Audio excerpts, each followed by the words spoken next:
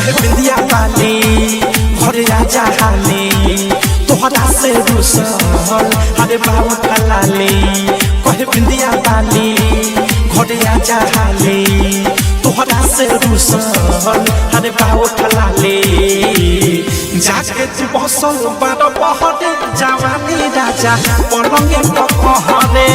आगी के जाई से लहरे जवानी राजा पलंगे पकहरे कहे बिंदिया वाली घरे आजा हाली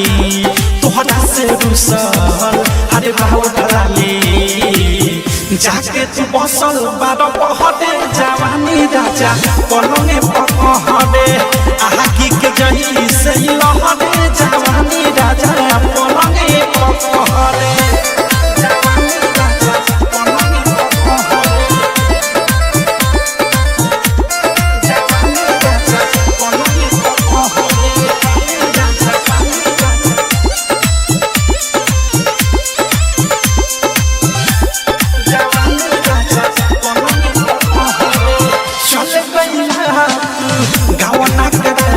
बिरहिन जैसे रोग धरा के घर पकड़ा जा धन कमा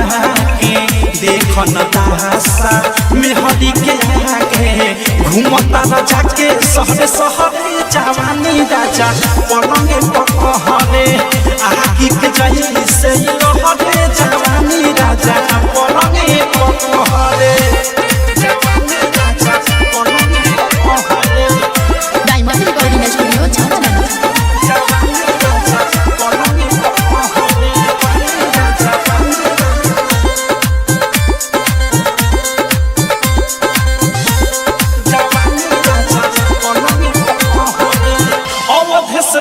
मोरे प्यारे तुहरा बिना न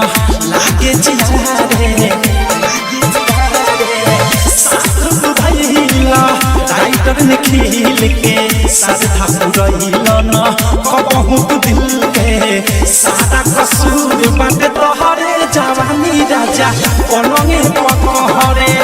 आगे के जाई से लहरे जवानी राजा पलंगे पकहरे बिंदिया वाली घरे आजा हाली तोहरा से रुसल हरे बाबू खलाली कहे बिंदिया वाली